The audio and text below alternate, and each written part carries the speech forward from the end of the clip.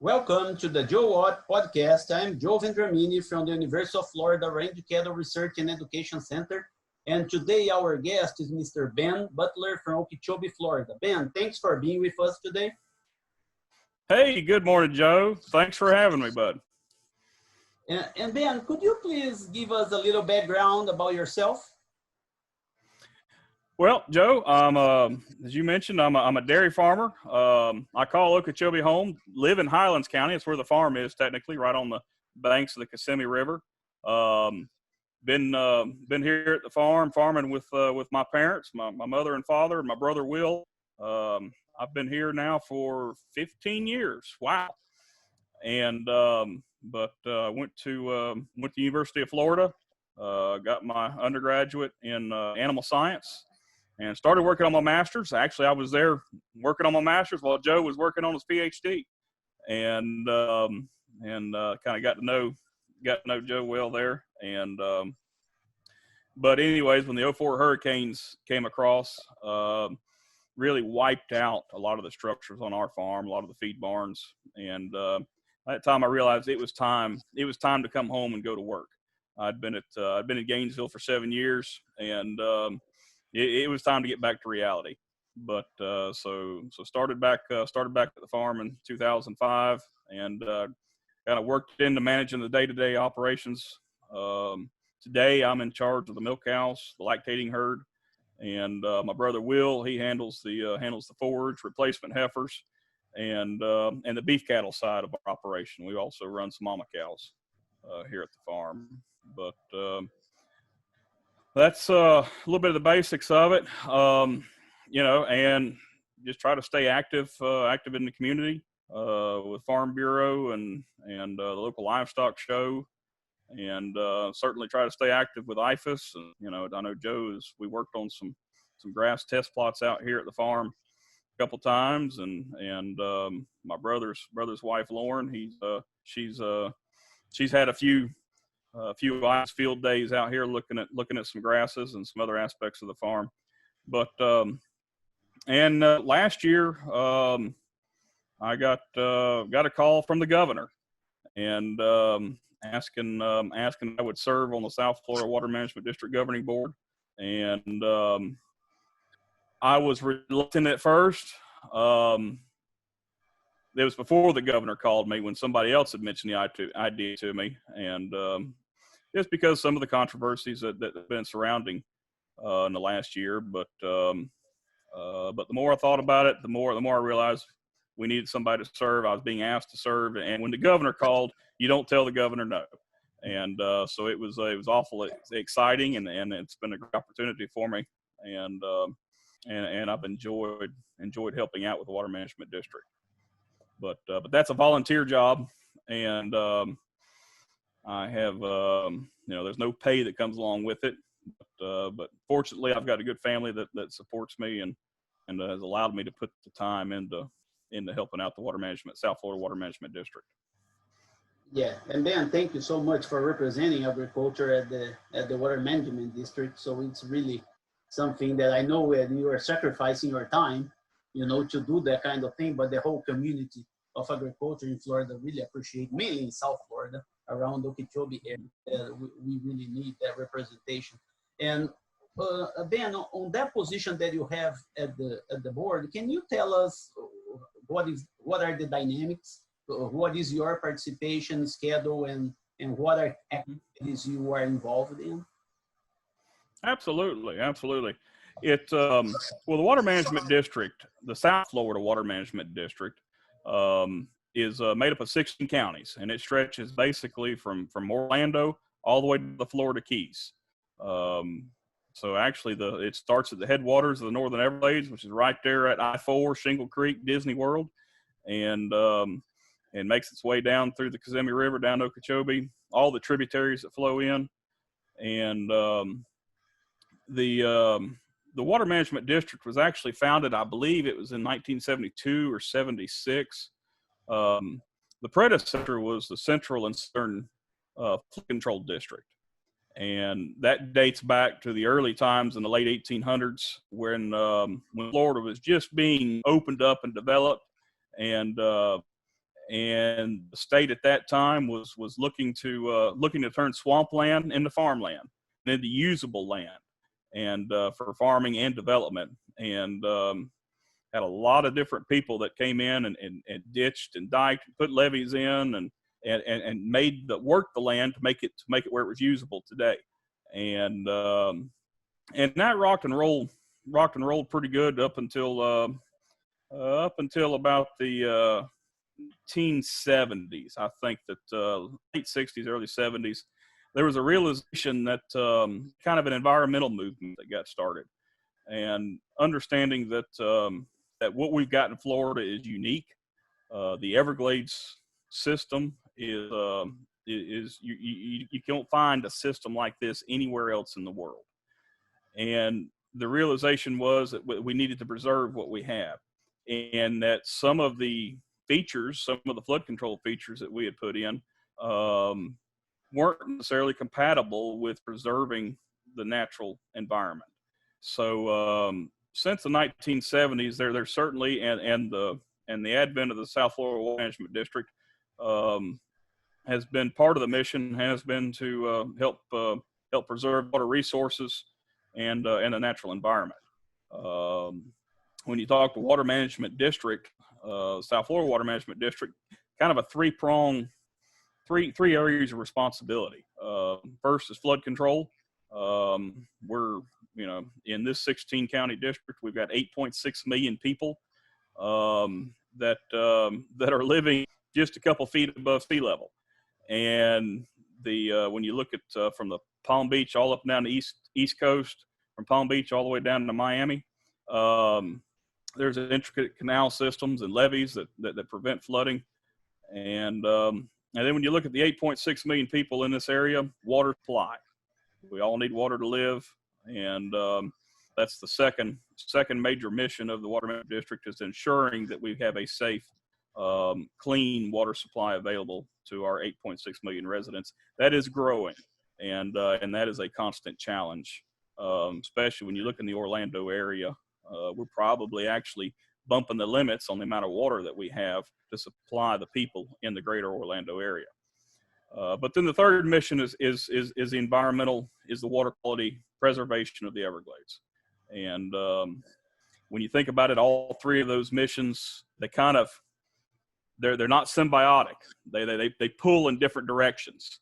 So it's a little it's a challenge, and that's one of the things that drew me to serving on the governing board is the challenge that it provides, working with people to provide the water supply, the flood control, and the preservation of the natural environment.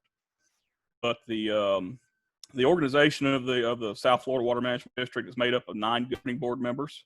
I'm serving as a governing board member from the region that basically it's called the Heartland region, but it's basically the 6 counties on the northern end of the system, so from Glades County all the way up to Orange County, including Polk, Osceola, Hines County, and Okeechobee County. The other governing board members are from the other areas throughout the district. I was the last one that the governor pegged to put on his new governing board. I would say the other 8 members are from the coast.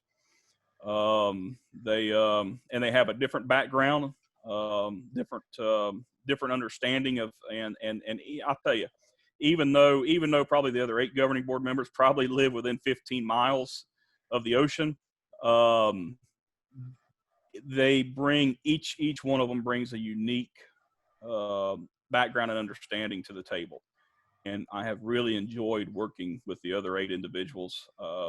I've seen through our work that we're all there for the same purpose, to help manage the water resources for everybody in South Florida and do it in a responsible manner.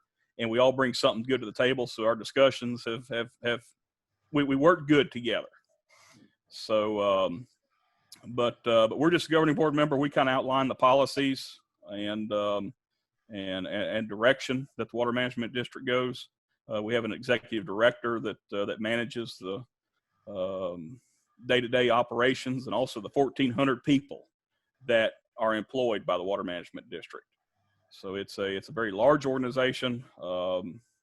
It's probably, I think it's about 2,200 miles of canals and 2,100 levees, 778 water control structures, 84 pump stations, and lots of monitoring stations, hydrological monitoring stations. I think over 3,000, and there's a lot of aspects that go into the Water Management District, and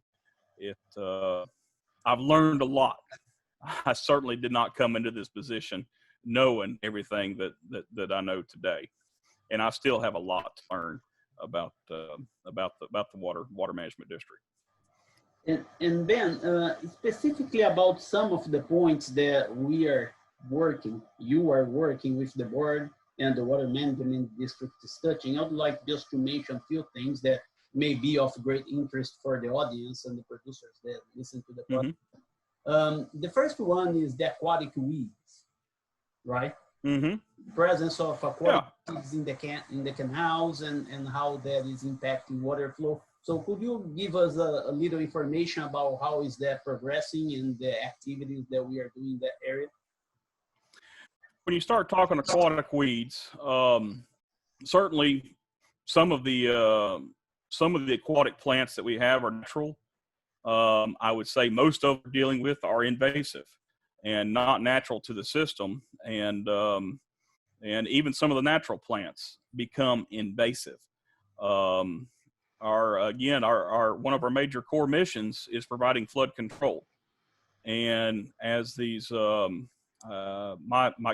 uncle and my father tell stories when they first moved the farm up here to Okeechobee from Hollywood, Broward County, tell stories of the aquatic plants just plugging up the river, and on the bridge that crosses the Kissimmee River at Highway 70. My uncle tells the story. He remembers the backlog of water hyacinth and water lily, water hyacinth backing up, and he remembers that part of the way to break up those tussocks, to keep it from blowing out the bridge, because it just the pressure on the bridge became so great, they'd use dynamite to blow the tussocks up, to break it up, and to let it flow on down the river. And so the aquatic weeds cause a lot of problems when it comes to navigation.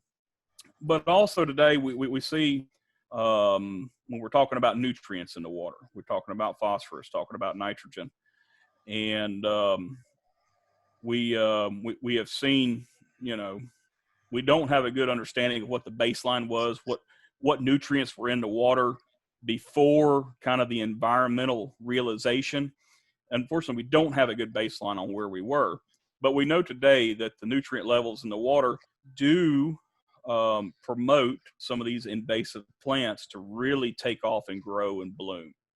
And you get these plants that grow and bloom and die, and then you've got the decaying matter that winds up settling in the basins, and so it winds up mobilizing nutrients and then settling it out, and you never really get a good it doesn't really allow you to really control the nutrients. But when you get these aquatic plants, it also these things look for oxygen, and I know that or not look for oxygen, they make oxygen, but they shade out some of the water stirring, and they can cause the oxygen levels within the water bodies to greatly decrease, and that can provide fish kills. And it also, when you don't have the fish, you lose the bird population that feeds on the fish. Just kind of a whole, it's a big cycle there. And so controlling these invasive aquatics has been a big part. Now, the Water Management District doesn't do, on most of our public waterways, that's not our goal, or not our mission to work with the aquatic plants. But we recognize that we're trying to manage those water resources. Most of the invasive aquatic plant management is left up to FWC, the Florida Wildlife Conservation, but the district does have some areas where we do directly, it's our responsibility to take care of the invasive plants. So, and I know, Joe, we've kind of been in talks, working on looking at some alternative uses for some of these plants. Certainly, the using herbicide to control these plants has been controversial as of late. I can tell you that, just from my personal perspective, I understand that these herbicides are important tools that we use on our farms daily. Glyphosate is a very important tool when it comes to food production and making feed for our animals. So it's a tool that and science has proven it's a safe product to use. However, in today's day of age, you can kind of with social media and that kind of thing, you can turn that stuff around. So glyphosate's kind of gotten a little bit of a bad rap, and in addition to some of our other herbicides that we use to control these invasive aquatics. So looking at alternatives to controlling these invasive aquatics is something that I know the district internally we've been working on, and working at working with IFAS on hopefully we can get a project going here pretty quick. I had something going before coronavirus hit, but hopefully we can get that thing reinitiated once we get everything opened up and get research back to going. But looking at the possibility of, certainly it's been studied, but hopefully there's some alternatives we can do with these invasive aquatics, whether it be feeding to animals, using it as a soil amendment, harvesting them. But all these different practices are going to cost a lot more than using herbicides to control them. But yeah, I mean, it is an issue that is one of the many issues that the district does look at and does work on. And Ben, you touch another important point that is really connected. That is actually the nutrient movement, right? That we and that may lead to increased aquatic weeds and may lead to other things. And we have seen, we work in this area a little bit, and we have seen that a lot of the nutrient models, they very few of them come from field trials. So the nutrient dynamics come pretty much from models that somebody create a model, and so then they plug the numbers in the models. And do you think that we are probably now with BMPs and other things that we are implementing to try to protect the waterways, do you think we are probably going towards to have a better validation and, trying to learn a little more about where these nutrients come from, urban, that is a great source, some different agriculture activities. And do you think that is probably a direction that we should go on the nutrients and BMPs? You bring up a good point there, Joe. And, certainly when we start talking environmental water quality aspect, water entering the Everglades National Park area through court orders is mandated to have no more than 10 parts per, I'm going to get this wrong. Is it 10 parts per million, 10 parts per billion? I get the billions and millions mixed up, but anyways, very low amount of phosphorus by court order is supposed to be entering the Everglades National Park area. Today, we're coming pretty close to meeting that goal. I think we're averaging somewhere between 11 and 13 parts per billion. I've heard anecdotes that you get some rainwater or bottled water that comes in. If you were to test it, it's spring water. You're sitting there at about 30 parts per billion phosphorus. But so controlling the nutrients that enter the waterways, enter the systems, has been a big focus when it comes to preserving the environment, because the additional nutrients, they promote plant growth, and that again that leads into that system of lower dissolved oxygen levels, killing fish, hurting the birding population, and then we've also seen the stories on algae blooms, and was on discharges that are released to the east and to the west coast. So farms certainly have become a become a focus when it comes to looking at nutrients.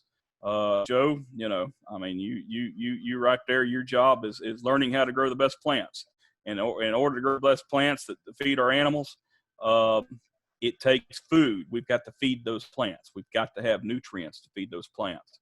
Our soils in this area, they vary greatly, but for the most part, they're rather, some are sandy areas, some are rather rich in nutrients, and some require some supplementation in order to whether we got to add some additional nitrogen to use up phosphorus that's naturally occurring in the soil or such as that. But the BMP process that was set out, that the Department of Agriculture kind of took under its wing there in the early 2000s, I believe it was, has been an important part of helping our farms become more responsible in how we control our nutrients and how we use our nutrients.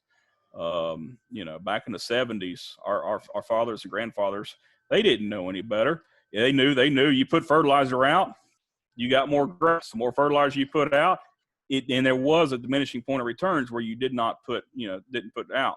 The science that IFAS has done over the many years, we realize that we can be more efficient with our fertilizer use. And that's some of that's certainly some of the points that the FDAX and BMP process has helped farms become more responsible in our usage of nutrients.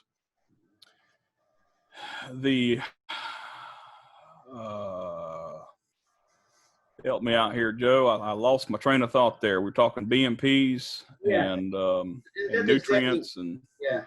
That's exactly what we were talking about the BMPs and how we're gonna monitor through our daily activities on forages or citrus or strawberries. How we're gonna collect BMP and have field trials. To really, we are doing the work and to improve it. And FDAX, IFAS, along with other collaborators, have put together BMP manuals for all the different crops, like you talked about. You got the fruit and vegetable crops. You've got dairy BMP manuals, ranching BMP manuals, cow-calf manual. You've got equestrian manual that's coming out, and then I know that FDAX is working on a small farm BMP manual. But when you look at controlling nutrients and what the BMPs do, and we've got to remember these BMPs are implemented on working farms and ranches. And one of the important things to remember is that these BMPs have to be sustainable initiatives. And when we say sustainable, there are several points to sustainable. Certainly, one is controlling the nutrients, having the being good stewards of the land, and having that land to be able to pass down to for generations to come and be productive for generations to come. But the other part is to be solely an economic sustainable. And again, these are working ranches, and these projects that we do, they cannot. We've got to allow our farms and ranches to continue to make a living. They've got to be able to provide income to their families. And there's got to be a return on their investment. So it's it's an important balancing act. And I would say, when I say balancing act, I look at most of the practices that within the BMP manuals for different agriculture entities are common sense and low cost type things, whether it just be, using less fertilizer or more targeted fertilizer in certain areas, or adding a water trough to a pasture that where you kind of keep the cows from watering out of a tributary, so you can keep the manure, keep a nutrient load further up in the pasture, so it's placed more where it needs to be. But these BMPs are really only designed to take care of about 20% of the nutrient load that we see in our waterways that we feel like we need to be controlling. Probably the other 80%, in order to control some of these nutrients, we've got to do with regional projects. and that's where the water management district comes in, controlling the quality, quantity, timing, and distribution of water. And part of those projects, part of their mission is to help remove the nutrients and get them into somewhere else where they can be reused, but prevent them from going further down the water system into the Everglades or out to the east or west coast.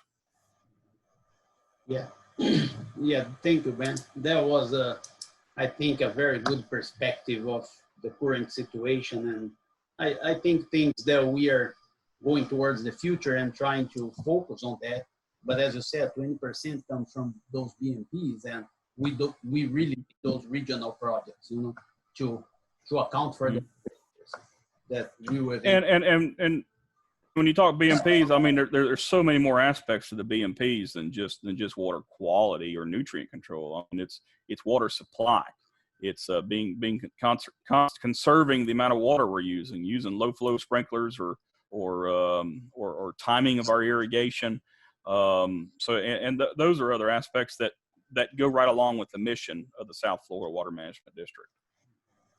And Ben, we are going towards the end of our conversation today, and I would like to ask you what is your hobby when you have some free time? If you're as a dairy farmer, I tend to believe that you don't have a lot of free time, and I know you have a family, you have a daughter that probably take most of your time. But if you have the option to do something, what would you like to do on your free time? Well, you're exactly right. Typically dairy farmers don't have much free time, don't have hobbies. And I tell you, I kind of inherited that from my father, but certainly I spend my wife and I spend most of our free time helping our daughter, like you mentioned. She's kind of gotten into 4-H and raising dairy cattle, and so we find her time going to different fairs and shows and exhibitions. But when that's over, kind of my favorite hobby is to go down to the Florida Keys and hunt for lobster. I got certified scuba diving when I was 12 years old, and I'm a big boy, for those of you that know me. But when you get underwater and get weightless, that's scuba diving. I've always called that's a fat man sport. So that's my kind of hobby. So that I would say that's probably my favorite thing to do outside of farming and spending time with the family. Great. And Ben, I really would like to thank you for participating in the podcast today. I am Joao Vendramini. Joe what?